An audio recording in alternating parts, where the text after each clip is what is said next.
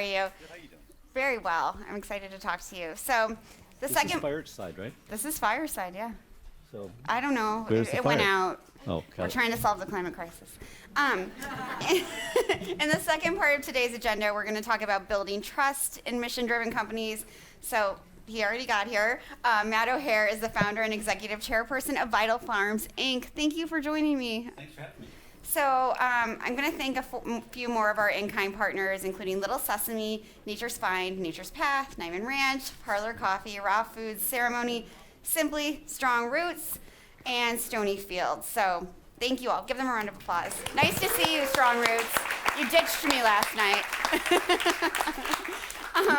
So, Matt, I'm really excited to talk to you for lots of different reasons. One, I'm a big fan of Vital Farms.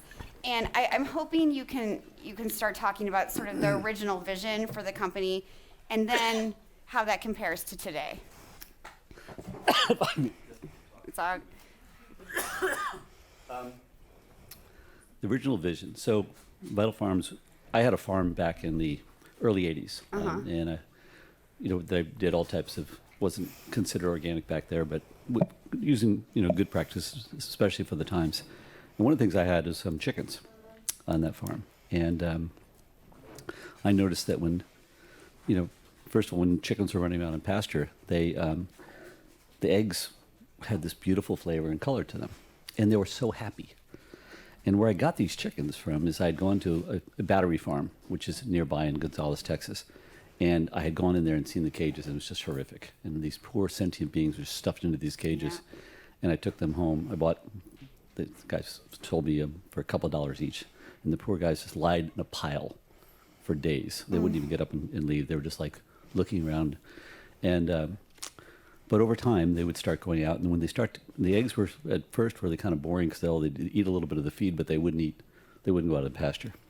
And so when they finally started going out in the pasture, these eggs started tasting delicious. And the birds were happier. And after years later, when I moved to Austin and I didn't have the farm anymore, I could never find those eggs again. Yeah. I would go everywhere. They'd see things as a free range, and they were awful, So years later, when I got the idea, and it was actually John Mackey, who's the founder of Whole Foods and Jason's predecessor. We were talking about it on a diving trip we were at one time, and he said, this is going to be something. I said, well, that's funny. I used to do that.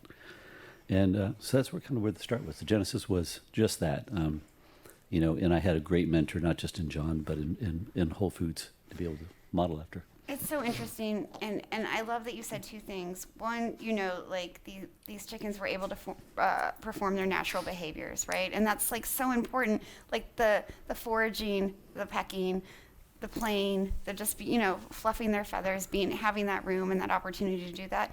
And you mentioned their happiness, and I think that's so key because often when we talk about sustainable livestock agriculture or animal agriculture, we don't mention the joy of the animal. We mention the joy of the eating of these wonderful eggs, but we don't mention the joy of the animal. And I think that's such a profound thing to say and to remember that, we want these animals who give us a lot to also be joyous. The most tortured farm animal in the world that I in my opinion, were chicken-laying hens, egg-laying hens. It started in the 1940s. What happens, the history of it is that as the boys went to war, the spouses stayed home on the farm, and the chickens are easier to manage when they were kind of close in. So they start keeping cooped up, and then they found out you put one in a cage, you could feed them like a bird, like a parrot, and then they found out, guess what? If you can do one in a cage, you can put two in a cage.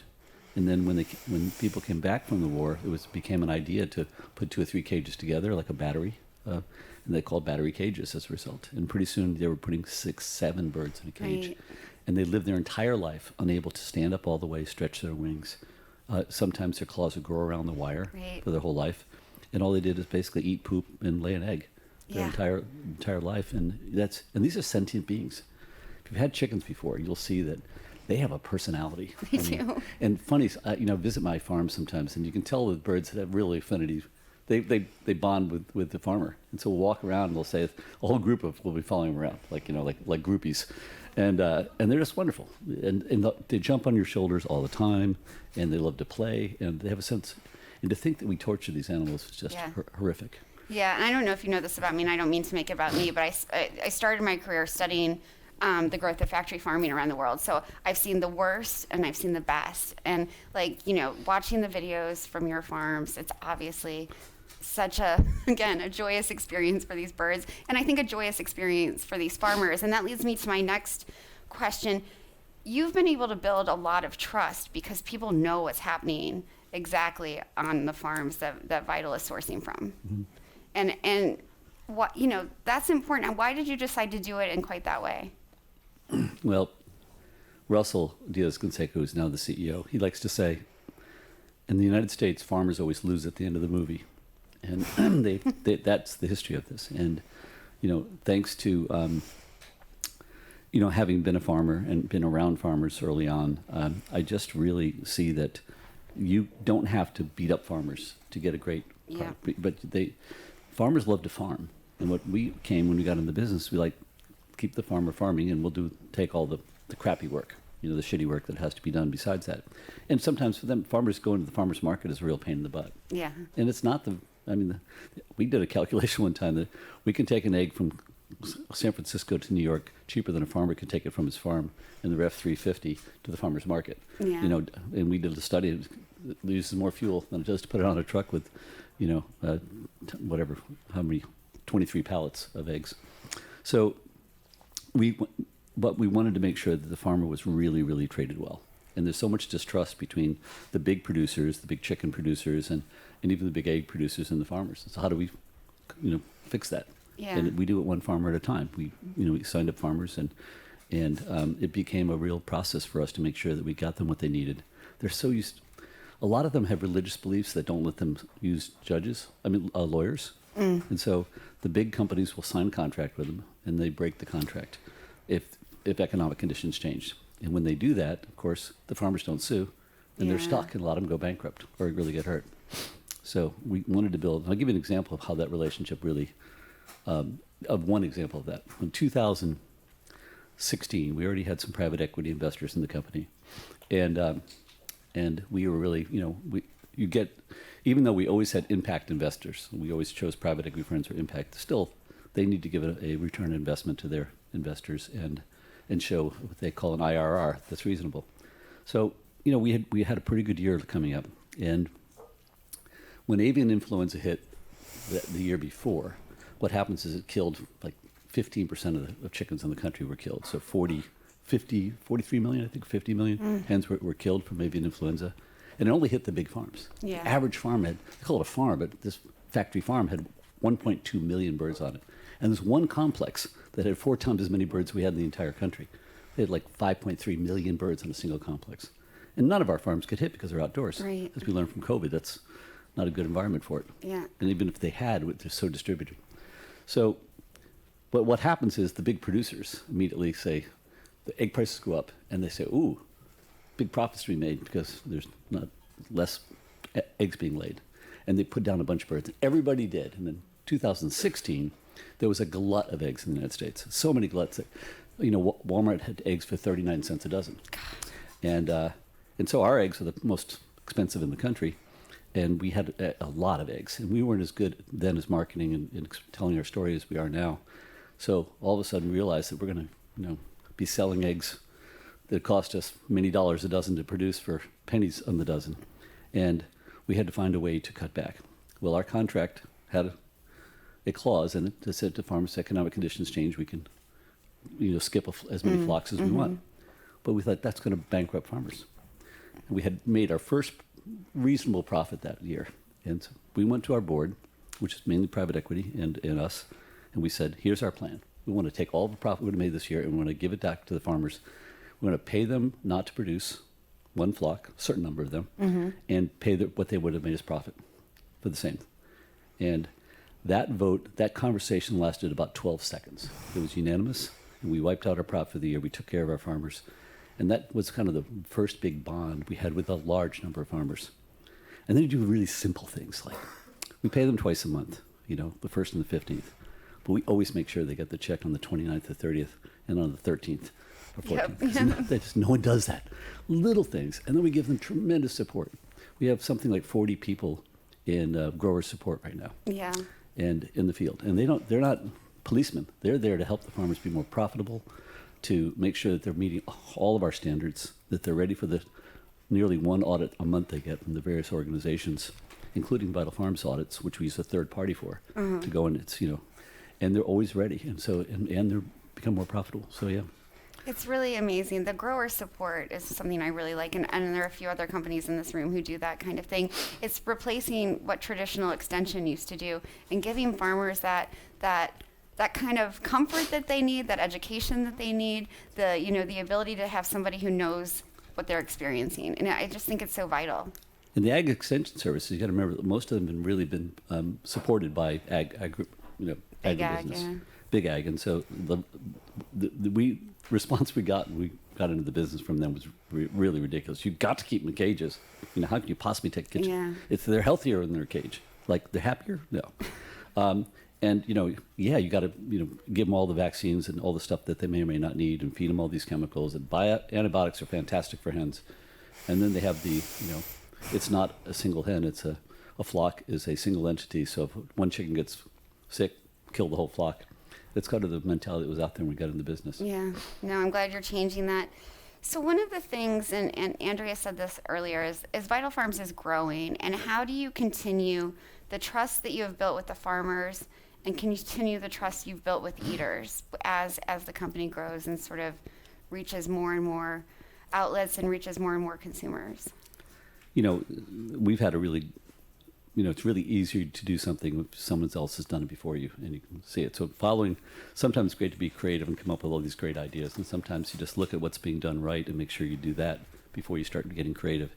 And our mentor as a company has been Whole Foods, and they started with conscious capitalism, and we built the entire Vital Farms model on conscious capitalism. And if you follow the stakeholder model, it really is such a great lesson, because we actually picked the exact same stakeholders, what the Vital Farms did. You have the vendors, the customers, the employees, the communities, and and then not lastly but not least, but also then the shareholders, not just shareholders. And so the decisions we made are always balanced in that way, because of the conscious capitalism model. And so you don't really have to go seeking the trust. I think you just have to build the foundation that yields the trust. And I think it's a little bit disingenuous sometimes to say, look, we're going to try to get customers to trust us, or I think what you do is you just do the right thing, and then you dig deep and find better and better ways to do the right thing. If it's baked in and you're able to do that storytelling, that's where the trust is. Yeah, and and I have a thing I've always that's a personal way of marketing that I think is so important. You don't pound your chest and say what a great job you're doing. You just do what you're supposed to do the best job, and tell your story without saying we are great. I don't like to see. I don't even like to see the word pride. Where I'm so proud in postings and stuff like that. But I like to really look at it and say, this is what we're doing, and then let the customer. One way I've also, from a marketing standpoint, it's interesting, is if you keep telling your folks how great you are, then your customers don't think they have to do that. If you don't do it and just do the right thing, then you have millions of people saying, those guys are really great. Right. So, but you got to keep doing it. You got to keep doing it, and you got to keep digging deeper. Absolutely. So Andrea mentioned before that Vital Farms became a public benefit corporation and a certified B Corp before going public. And I'm wondering what motivated those decisions. So what I love about conscious capitalism is the community it builds and the lessons it teaches. And what it lacks is some type of, keeping you, on target. And so when you become a public benefits corporation, or what's the other one?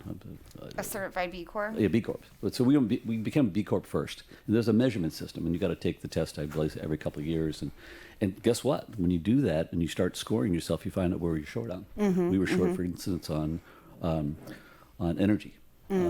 Ways of doing things better. So we learn about that, and then we say, so it not only checks to where you are, but also gives you some measurements and some things you could be doing better. So it's another one of the ways of digging deeper. The Public Benefits Corporation was something that came up a few years ago and started in, I believe, in Delaware, where almost all of us are incorporated.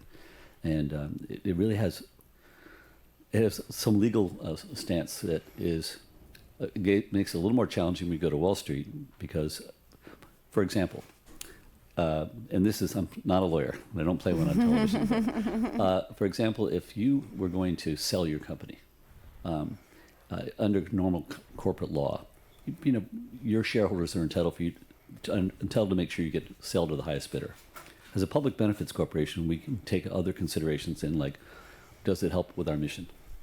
And is it good for the environment? Is it good for the company? So you might get an offer from, Monsanto Bayer to buy your farm, or you might get an offer from for $1 million, and you might get an offer from a really much better company to buy it for $500,000. You have the choice to do it for that. Now, when you're going to Wall Street, they think one of their options they're always looking for is how is this going to hurt my investment? But it hasn't done it. We that have gone public with it, it's actually helped, and so that's just a byproduct of it. But we wanted to have that protection, be able to have more freedom. Right, and it's such a good model for other companies to follow. Yeah. I think there's 18 states or 20 states now that are public benefit corporation states. So. I'm wondering if you can share if there are any examples of a difficult decision you made that prioritized sort of long-term positive outcomes that, and ultimately paid off. So like a difficult decision and, you weren't going to see the returns or the benefits early on. I think we do it every day as a company. And one example that I just gave you about paying farmers during an economic time that really hurt us financially short term, but long term, I'll take that story a little further. So there's we find that our competitors are having a hard time getting farmers right now, and because of our growth cycle, we have to add a new farm every 3.5 days, and those farmers have $1.5 million investment. And they have to be in a certain climate zone. They have to be within a certain driving distance of our egg packing facilities, and they have to. The farms have to look a certain way. There has to be plenty of tree cover on that farm, and the farmers themselves. We interview them like we're interviewing a top job candidate. We do background checks on them. We've had some bad surprises in the past. The other side of the farm had a puppy mill. It's like whoa. Yikes. Yeah. In comes. We called in. Humane Society to help us out. Yeah. So we really do a tons of research because of the word that's out with how we treat farmers, and I believe that's the main reason. And also, they can make a really decent living. We have a pipeline of farmers, with their hands up in the air, please, choose me. And so I think that's a real benefit, to us. And it continues not just with that stakeholder, but with others. Yeah, and none of this works, obviously, without good tasting product and farmers making money. Otherwise, none of this will work. It's all for naught. Yeah, I get asked all the time by young entrepreneurs, like, what do I need to do? I'm going to get a new brand. Like, I'm going to start a great company, or I have a great idea. I'm going to do this. And tell me about your product. And really, it's about having a really, really great product to start with. I just started a new company with Dan Buettner called Blue Zone Kitchens. And that company, we are, we had to have meals that are, based on really healthy ingredients in the Blue Zone. And our number one mantra within the company is maniacal focus on deliciousness. Right. Maniacal. And we'll go through 15 iterations. Like not there. Like because I want someone to taste it and go, wow. Right. I used to be a chef, and so I was like, I want something so delicious. And Dan's even worse. He's, but yeah, you have to have a great product. Yeah, it's like when you crack open that egg and compare it to, the conventional eggs. It looks beautiful. It tastes beautiful. It tastes different. The yolks are thicker. When the chicken's foraging, it's a whole different diet, out there. Basically, chickens eat corn. And all of our hens have a similar diet to all the other laying hens because of the biology of a hen. They have to get 4 ounces of 18% protein a day, or they just stop laying. They think fall is coming, and they don't want to have a baby in the snow. So that's what happens in the fall. Protein level goes down in nature, and also the days get shorter. So we have to trick them. We keep the lights on. We wake them up a little early in the morning, and keep that so they see 15 hours of sunlight a day, and then they have to get that protein. But what makes the egg delicious is the foraging, and vegetable matter in the feed, and that's what really makes a difference. And when you're just eating corn all day long, it's just going to be the I call it the Denny's color egg. Yeah, absolutely. Any last piece of advice for the brands in this room? I'd have to find a little bit more what they need. And I can't say that I'm the best person to get advice from, but I'm always happy to talk to. I got so many people that have helped me in my life. I mean, I look back and people say you've done great things. Like, no, I'm just a student and so many people have given me the gift of helping me grow through my entire career, and even to this day, I'd learned from these people, and I'm eternally grateful for them. So, anything I can do to help other folks, I do it. That's awesome, and that's also great advice to like seek out those mentors and the people who can help you and will help you. Absolutely, and don't be afraid to copy. People are doing things great like Whole Foods, because that to me is the biggest thing that's ever, having some great companies to watch, and model after. Highest form of flattery. Thank you so much, Matt. Thank you. Thank you. That was awesome.